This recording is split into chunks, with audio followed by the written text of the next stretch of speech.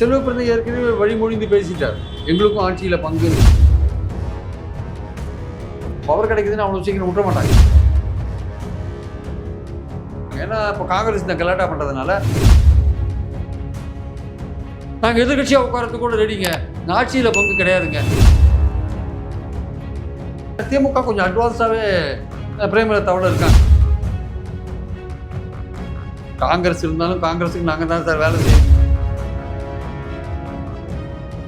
விண்முன்னு சொல்கிறாங்க 200க்கு மேலே, பட் அதுக்கான வாய்ப்பு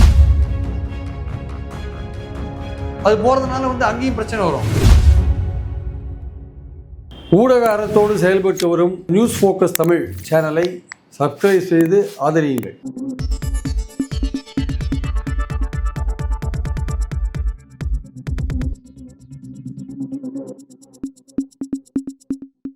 சார் வணக்கம். வணக்கம் சார். தமிழக அரசியல் பரபரப்பாக இயங்கிட்டு இருக்கு. குறிப்பாக ஏற்கனவே நம்ம பார்த்தோம், என்டிஏல ஆட்சி அதிகாரத்தில் பங்கு அப்படின்ற கோஷம் வந்துட்டு இருந்துச்சு. பாஜக அதை வச்சுட்டு தான் கவனிச்சோம். இப்போ இந்த பக்கம் திமுக கூட்டணிக்குள்ள காங்கிரஸ் வலுவாக வைக்க ஆரம்பிச்சிருக்காங்க அப்படிங்கிறத புரிஞ்சுக்க முடியுது. திமுகவில் இருந்து பெரியசாமி, அமைச்சர் பெரியசாமி என்ன சொன்னார்னா, அது எங்களோட வழக்கம் கிடையாது, கொடுக்குறதில்ல அப்படிங்கிறது வெளிப்படையாக சொன்னார். இதனால் வரையும் டிஎம்கேவுடைய மற்ற நபர்கள் ஆதரவாளர்கள் பேசுவாங்க, இப்போ வெளிப்படையாகவே டிஎம்கேவோட அமைச்சரே பேசுகிறார் அப்படிங்கிறது முக்கியமான விஷயம். இப்போ அது குறித்து செல்வ பிறந்தகை என்ன சொல்கிறார் அப்படின்னா, அது அவரோட தனிப்பட்ட கருத்து, அது திமுக கருத்து அது கிடையாது அப்படின்னு சொல்லிட்டு செல்வ பிறந்தகை சொல்றாரு. காங்கிரஸ்ல இருந்து மாணிக்கம் தாக்கூரோ ஜோதிமணி சொல்லும்போது அதோட வேல்யூ வேற, செல்வ பிறந்தகை பேசுறதுங்கிறது அதோட வேல்யூ வேற. இப்போ இங்கே அந்த கோரிக்கை வலுக்க ஆரம்பிச்சிருக்கு. எப்படி பாக்குறீங்க சார்? இல்லை, இந்த அதிகாரத்தில் பங்குன்னு கிரீஷ் சோடங்கர் பேச ஆரம்பித்த பிறகு அது காங்கிரஸோடைய தலைமையுடைய கருத்தாக தான் நிறைய பேர் பார்த்தாங்க. ஏன்னா அவரே ஒரு பார்வையாளர், அவரே பேசுகிறாரு. அதை செல்வ பிறந்தகை ஏற்கனவே வழிமொழிந்து பேசிட்டார், எங்களுக்கும் ஆட்சியில் பங்குன்ற விஷயத்த. அதே கிரீஷ் சோடங்கர் முன்னாடியே அவர் பேசிட்டார். ஆனால் அதிக இடங்கள் போன்ற விஷயங்கள்லாம் பேசி தான் முடிவு பண்ணுவோம். நாங்கள் இந்தியா கூட்டணியில் வலிமையாக திமுகவோட தான் இருக்கோம், நேஷனல் லெவலில் ராகுலும் திமுகவும் இணைந்து செயல்படுறாங்கன்னு சொல்லிட்டார். ஆனால் இங்கே அதுக்கு எதிர்த்து குரல்கள், அதாவது அதிகாரத்தில் பங்கு போன்ற விஷயங்கள், இப்போது மாணிக் தாக்கூர் போடுற ட்விட்டு, இந்த மாதிரி விஷயங்கள்லாம் வேலுசாமி போன்றவர்கள்லாம் பேசுகிற, வேலுசாமியை விடுங்க, அவரை சீரியஸாக எடுத்துக்க வேண்டாம். மாணிக் தாக்கூர் போன்றவர்கள்லாம் பேசுகிறது கொஞ்சம் கேஎஸ் அழகிரி போன்றவர்கள்லாம் கூட பேசினாங்க. அப்புறம் அவங்க என்ன சொன்னாங்க, நாங்கள் கூட்டணியில் பலமாக இருக்கோம், அதுக்குன்னு அதிக இடங்கள் ஆட்சியில் பங்கு கேட்காத இருக்க முடியாது, அது பல இடங்களில் நாங்கள் கேட்கணும். இப்போ ஆந்திராவில் மெஜாரிட்டி கூட சந்திரபாபு நாயுடு கொடுத்துருக்காரு, அந்த மாடலில் பண்ணலாம் நம்ம. அதே மாதிரி ஜார்க்கண்டில் காங்கிரஸுக்கு ஜார்க்கண்டில் மெஜாரிட்டி கூட காங்கிரஸுக்கு வாய்ப்பு கொடுத்துருக்காங்க போல் இருக்கு. ஸோ இந்த மாதிரிலாம் இருக்கும்பொழுது நாங்கள் கூட்டணி அரசாங்கத்தில் இருக்கணும்னு நாங்கள் ஆசைப்படுறோம், பவர் ஷேரிங் ஆசைப்படுறோம். சவுத்தில் ஒரு காங்கிரஸ் ஒரு பவர் ஷேரிங் இருந்தால், ஏற்கனவே நாடு முழுக்க பல இடங்களில் நாங்கள் கொஞ்சம் லூஸ் ஆகிட்டு இருக்கும்போது எங்களுக்கு இதெல்லாம் கொஞ்சம் பவரில் இருந்தால் கொஞ்சம் நாங்கள் எங்களை பில்டப் பண்ணுறதுக்கு வசதியாக இருக்கும் நேஷனல் லெவலில்ன்ற மாதிரி அவங்க பேசுகிறாங்க. ஆனால் திமுகவுக்கோ இல்லை ஈவன் அதிமுகவுக்கோ அந்த பவர் ஷேரிங்கிற விஷயம் ஒத்து வராத ஒரு விஷயம், அவங்க கொடுக்க மாட்டாங்க. இப்போ அமித்ஷாவும் அதே தான் வற்புறுத்துறாரு, ஆந்திரா மாடலில் கொடுங்கன்னு சொல்கிறார். இவங்க நாங்கள் அதிமுக தனித்தே ஆட்சி அமைக்க இவங்க சொல்லிட்டு இருக்காங்க. கிட்டத்தட்ட அதே நிலைமை தான் திமுகவுக்கும், அவங்க கொடுக்க மாட்டாங்க. இயல்பாகவே ஒரு இழுபறி நிலைமை ஒரு கூட்டணி அரசாங்கம் அது வேற விஷயம். கூட்டணிக்கு முன்னாடியே ரகசியமாக நாங்கள் தனியாக வந்தால் கூட உங்களுக்கு கொடுப்போம் அப்படின்னு ரகசியமாக சொல்லிட்டு பின்னாடி கொடுக்காத இருந்தால் அது எக்ஸ்போஸ் பண்ணாங்கன்னா அசிங்கமாக போயிடும். எப்படி நம்ம இவருக்கு உத்தவ் தாக்கரேக்கு சிஎம் கொடுக்குறோன்னு சொல்லிட்டு அமித்ஷா சொல்லிட்டு ஏமாற்றிட்டு வரோம், அந்த மாதிரி ஆகிடும் கட்சியில். அதனால் இவங்க நினைக்கிறாங்க, காங்கிரஸ் எங்ககிட்ட தனியாவது வெர்பலாவது சொல்லணும், வாய்மொழியிலாவது சொல்லுங்க அப்படின்னு ஒரு விஷயத்தை எதிர்பார்க்குறாங்க. ஆனால் திமுக தரப்புலேருந்து அந்த மாதிரி சொல்கிறதுக்கு ரெடியாக இல்லை. ஆனால் திமுக தரப்புலேருந்து ஒரு விஷயத்தை வைக்கிறாங்க, நீங்கள் ஆட்சியில் பங்கோ இல்லை அதிக இடங்களோ எது கேட்டாலும் பரவாயில்லைங்க, குழுவில் பேசுங்க, நாங்கள் ஒரு குழு போடுவோம், நீங்கள் உங்கள் அவசரத்துக்கு போட மாட்டோம், நீங்கள் ஜனவரி 15க்குள்ள நாங்கள் போட மாட்டோம், நாங்கள் தேர்தல் அறிவிப்புக்கு ஒரு நாள் நல்ல தேர்தல் அறிவிப்பு பண்ணிக்கு நாங்கள் போடுவோம், நாங்கள் அந்த குழுவோடு பேசுங்க. குழுவோடு பேசினா உடனேலாம் முடிவெடுக்க முடியாது. ஒரு தேர்தல் கூட்டணி பேசி முடிவெடுக்கிறது 3 தேர்தலாக நம்ம வந்துட்டுருக்கோம், சுமூகமாக போயிட்டுருக்கு. இதில் ஒரு குளத்தில் கல்லை போட்ட மாதிரி மாணிக் தாக்கூர், காங்கிரஸ்காரங்க, பிரவீன் சக்கரவர்த்தி எல்லாம் பண்ணிட்டு இருக்காங்க. நீங்கள் விஜயோட போகிறது போகாதெல்லாம் உங்கள் இஷ்டம் அப்படின்னு திமுகவில் சொல்கிறாங்க, தெளிவாக சொல்கிறாங்க. ஆட்சியில் பங்குன்றது கிடையாது, அது வாய்மொழியாகவும் உறுதிமொழி குடிக்க முடியாது. நாங்கள் ஒன்று நாங்கள் முதலியே கொடுத்தோன்னா அது வெளியில் வந்ததுன்னா அது எங்களுக்கு எலக்ட்ரலாக அஃபெக்ட் ஆகும்.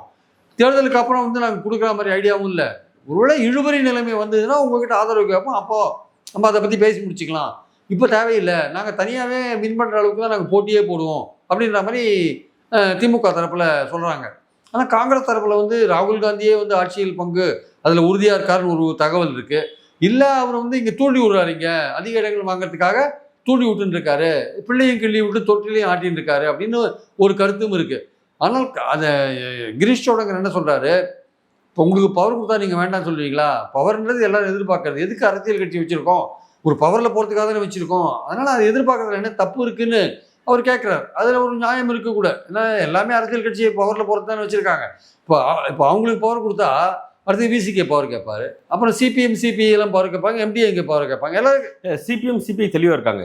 விசிகாவும் காங்கிரஸ் 2 பேர் தான் அது நீண்ட காலமாக போயிருக்கு. அப்புறம் எம்டிஎம்கே கேட்பாங்கல்ல, அவங்க மட்டும் சும்மா இருப்பாங்களா? வைகோ அது சொல்லிட்டாரு, நான் அது கேட்கலன்னு வைகோ இப்போ சொல்லுவாங்க. நாளைக்கு காங்கிரஸ் கொடுத்த பிறகு அவங்களுக்கு ஒரு நப்பாசை வராதா, ஏதோ ஒரு மந்திரி கொடுக்க மாட்டாங்களான்னு எல்லாம் முதல்ல அப்படி தான் சொல்லுவாங்க. சிபிஐ சிபிஎம்லாம் வந்து முதல்ல கூட அப்படி சொல்லலாம், பின்னாடி அவங்க போனால் ஆச்சரியப்படுத்துக்கல. இதெல்லாம் பவர்ன்றது ரொம்ப முக்கியமான விஷயங்க. நீங்கள் பவர் கிடைக்குதுன்னு அவ்வளோ சீக்கிரம் விட்டுற மாட்டாங்க. ஸோ அதனால் பாயிண்ட் என்னென்னா வந்து திமுக அந்த விஷயத்தை வந்து கையாளது எதுவரையும். இன்ஃபேக்ட் ஒரு இப்படி மேலேயே போய் திமுக அப்படி காங்கிரஸ் போயிட்டு நம்ம தேர்தலே தோற்று எதிர்கட்சியாக உட்காந்தாலும் பரவாயில்ல, இந்த ஆட்சியில் பங்குன்ற விஷயத்தை பேசவே முடியாது, நாங்கள் அதுக்கான வாய்ப்பே கிடையாதுன்னு ஸ்டாலின் அவர்கள் வந்து அவங்க நெருங்கிய வட்டாரத்தில் சொல்லிட்டு தான் ஒரு கேள்வி இருக்குது. ஓகே, பரவாயில்லைங்க, காங்கிரஸ் போச்சு, காங்கிரஸ் போனால் நாங்கள் தோற்றுருவோம் நீங்கள் சொல்கிறீங்கன்னா, சரி நாங்கள் தோற்றே போகிறோம், தோற்றவரம் எதிர்கட்சியாவது கண்டிப்பாக வருவோம்ல, நாங்கள் எதிர்கட்சியாக உட்காரத்துக்கு கூட ரெடிங்க, இந்த ஆட்சியில் பங்கு கிடையாதுங்க, இழுபறியாக வந்து கொடுக்க வேண்டிய கட்டாயம் வந்து அது கொடுப்போம், அது வேறு விஷயம். நாங்கள் தனித்து மெஜாரிட்டி வந்த பிறகும் நீங்கள் வந்து ஆட்சியில் பங்கு அப்படின்னீங்கன்னா அதுக்கான வாய்ப்பே கிடையாது ஐயா அப்படின்னு அவர் சொல்லிட்டார். வாய்ப்பு இல்லை ராஜா அப்படின்னு சொல்லிட்டாங்க அவர் க்ளீனாக. நாங்களே தோற்றாலும் பரவாயில்ல, இந்த மாதிரி காங்கிரஸு இந்த விஷயத்தில் காங்கிரஸ் இதை விட்டு போயிட்டு அவங்க போனாங்கன்னா அவங்களுக்கு என்ன ஜெயிப்பாங்கன்னு அவங்களுக்கே தெரியும், போட்டும், அதை பற்றி கவலை இல்லை, நாங்கள் அவங்கள போக சொல்லலை, நீங்கள் இந்த மாதிரி ஒரு பிரச்சனையை பண்ணிவிட்டு நீங்கள் போனீங்கன்னா போங்க, இதெல்லாம் நாங்களும் தோற்றா நாங்கள் எதிர்கட்சியிலையாவது உட்காருவோம், உங்களுக்கு அந்த வாய்ப்பு கூட கிடைக்காது, அதனால் நீங்கள் என்னோட பண்ணிக்கோங்க அப்படின்னு நாங்கள் அதுக்கும் தயாராக இருக்கோம். ஸ்டாலின் இருக்கிற வரையும் இந்த மாதிரி பவர் ஷேரிங்கிற விஷயம் நடக்காது அப்படின்னு அவர் சொல்லிட்டான். என்னோட காலத்தில் நடக்காது, எங்கள் அப்பா அதை பண்ணலை, நானும் பண்ண மாட்டேன் அப்படின்னு தெளிவாக சொல்லிட்டான். ஓகே, இப்போ சப்போஸ் காங்கிரஸ் அந்த இடத்துல இல்லாமல் போகும்போது அப்போ அந்த இடத்துல யார் அக்காமடேட் பண்ணுவாங்க? என்னென்ன வாய்ப்புகள் டிஎம்கே கூட்டணிக்கு இருக்குது? அந்த இடத்துல தேமுதிகவை அவங்க அக்காமடேட் பண்ண பார்க்குறாங்க. ஓகே, தேமுதிகவை மேக்ஸிமம் ட்ரை பண்ணுறாங்க. தேமுதிகவிலையும் அவங்க கட்சிக்காரங்கள்லாம் பெரும்பாலும் திமுகவோட தான் கூட்டணிக்கு போகுன்றாங்க.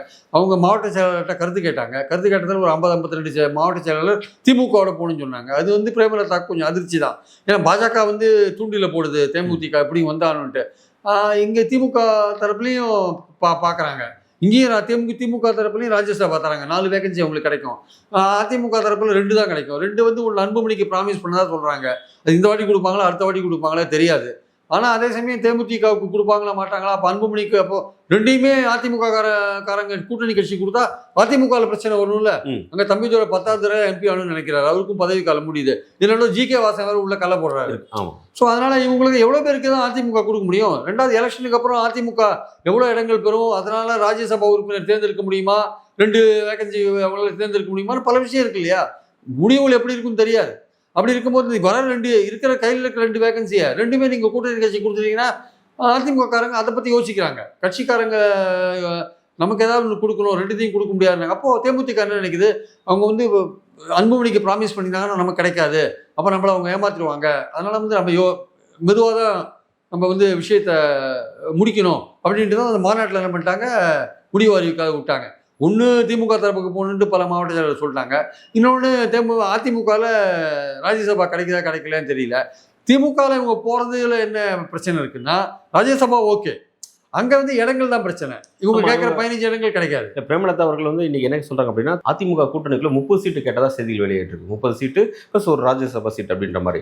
இடையில 6 சீட்டு ஒதுக்கப்படுதா ஒரு செய்தி வெளியாச்சு. அதுக்கு ரொம்ப கொந்தளிச்சிட்டாங்க. எங்களுக்கு 6 அப்படின்னு கேட்டாங்க. இல்லை நான் என்ன கேட்குறேன் அப்படின்னா, தேமுதிகோட வாக்கு வங்கி லெஸ் தென் 0.5 வந்துருச்சு அவங்களுக்கு. அப்படி இருந்தால் அவங்களுக்கு 6ங்கிறதே அதை பொறுத்துக்க முடியல அப்படின்னா அவங்க எவ்வளோ எக்ஸ்பெக்ட் பண்ணுறாங்க? இல்லை, அவங்கள பொறுத்த மட்டும் அவங்க என்ன நினைக்கிறாங்க, ஒரு பல தொகுதிகளில் தமிழ்நாட்டில் ஒரு 60-70 தொகுதிகளில் ஒரு 2000-3000 ஓட்டு அவங்களுக்கு இருக்குன்னு நினைக்கிறாங்க. அந்த ஓட்டு வந்து வின் பண்ணுற ஒரு 4 முனை போட்டியில் வந்து அதெல்லாம் ரொம்ப முக்கியமான ஓட்டாக இருக்குது. 2வது பிரேமலதா நல்லா பிரச்சாரம் பண்ணுவாங்க, அது ஒரு பலமாக இருக்கும், கூடுதல் பலமாக இருக்கும். அதனால் நம்மளுடைய தயவு தேவைன்னு நினைக்கிறாங்க. அதிமுகவுக்கும் திமுக ஏன் அவங்கள ப்ரெஸ் பண்ணுறாங்கன்னா, காங்கிரஸ் இப்போ பிரச்சனை பண்ணுறாங்க இல்லையா? ஓகே. ஆனால் காங்கிரஸ் அல்டிமேட்டாக கடைசியாக திமுகவோட தான் இருக்குன்றது ஒரு பாயிண்ட்டாக இருக்குது. இருந்தாலும் எதுக்குமே வந்து ஒரு பிளான் பி ஒன்று தயாராக இருக்கணும்ல. அதுக்காக வந்து திமுக என்ன நினைக்கிறாங்க, எப்படியும் தேமுதிக உள்ளே கொண்டோம்னு நினைக்கிறாங்க. ஆனால் இடங்கள் தான் 6 இடங்களுக்கே கொந்தளிச்சாங்கல்ல. அதிகபட்சமாக 10 இடங்களுக்கு, அதிகபட்சமாக 6 இடங்களுக்கு மேலே தேமுதிகவுக்கும் கிடைக்காது. அதுக்கு திமுக என்ன சொல்லுதுன்னா, எங்ககிட்ட வந்தீங்கன்னா நாங்கள் கொடுக்குறது எம்எல்ஏ போஸ்ட். நீங்கள் 6 இடங்கள் வாங்கினீங்கன்னா 3 இடங்கள் கண்டிப்பாக எம்எல்ஏ.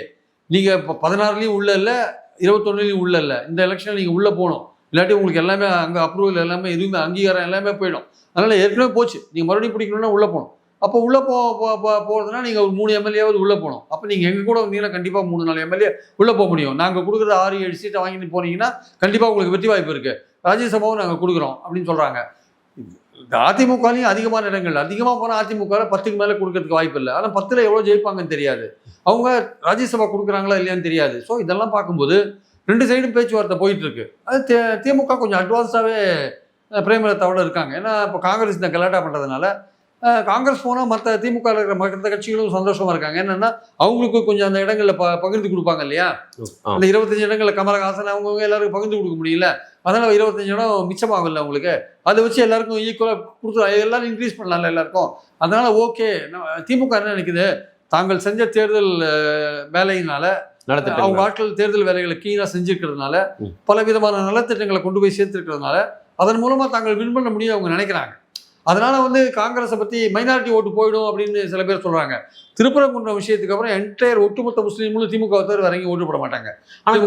கிறிஸ்டியன்ஸும் முக்கால்வாசி திமுகவுக்கு தான் ஓட்டு போடுவாங்க. கிறிஸ்டியன்ஸை பொறுத்த மட்டும் அவங்க டிவைட் ஆகி இருக்காங்க. இவர் கிறிஸ்தவர்கள் தாக்கப்பட்டதை பற்றி கண்டிக்கவே இல்லை இவர். அது இப்போ கிறிஸ்தவர்கள் மத்தியில் பெரிய விஷயமா இருக்காங்க. விஜய் சொல்கிறீங்க, விஜய் கண்டிக்கவே இல்லை. அதனால் கிறிஸ்தவர்களும் பெரும்பாலும் இவரை நம்பி பிரயோஜனம் இல்லை. இவர் பாஜகவோட போகிற மாதிரி இருக்காரு, பாஜகவோட டீல் போடுற மாதிரி இருக்காரு. அதனால் நம்ம திமுக கிட்டே போகலான்னு அந்த ஐடியாலையும் கிறிஸ்தவர்கள் பெரும்பாலும் இருக்காங்க. அதனால் காங்கிரஸ் போனாலும் மைனாரிட்டி ஓட்டு நமக்கு தான் வரும்ன்றதுல திமுக தெளிவாக இருக்காங்க. பெரும்பான்மையான மைனாரிட்டி ஓட்டு வரும்னு தெளிவாக இருக்காங்க. அதனால் காங்கிரஸ் கடைசியில் இருக்கும் தான். நம்மளா காங்கிரஸ் வெளில அனுப்ப வேண்டாம். காங்கிரஸை நம்ம கூடிய விட்டும் அரவணைத்து வைத்துக்கொள்ள பார்ப்போம். ஆனால் அவங்களோட டிமாண்ட் எல்லாத்தையும் ஒத்துக்க முடியாது. கூடுதல் இடங்கள் வேணால் 1-2 கொடுக்கலாமே தவிர இந்த அதிகாரத்தில் பங்குன்ற விஷயத்தை நம்ம ஒத்துக்க முடியாது. நம்ம கூடிய மட்டும் அவங்கள வச்சுக்க பார்ப்போம். அவங்களா போனாங்கன்னா போட்டோம். அப்படி போனாங்கன்னா நம்ம பல பேருக்கு பிரித்து கொடுத்துட்டு தேமுதிக உள்ளே இருக்கலாம், கமலஹாசன் உள்ளே இருக்கார், பிரேமலதா உள்ளே இருப்பாங்க. அப்பவும் பலமான கூட்டணியாக நம்ம இருப்போம். அதனால் பிரச்சனை இல்லை. பல இடங்களில் விஜய் ஓட்டை பிரிப்பார். அதனால் கொங்கு மண்டலத்துலலாம் ஏடிஎம்கே தோக்கிறதுக்கான வாய்ப்புகள் நிறையா இருக்குது. அவர் ஓட்டை பிரிக்கிறதுனால, ஸ்பாயில் பண்ணுறதுனால. அதனால் கவலைப்படாமல் நம்ம இருக்கலாம் அப்படின்னு திமுக நினைக்கிறாங்க. அடுத்த கட்டம் எதை நோக்கி நகர்றதுங்கிறத நம்ம பொறுத்திருந்து பார்க்கலாம் சார். தேங்க்யூ.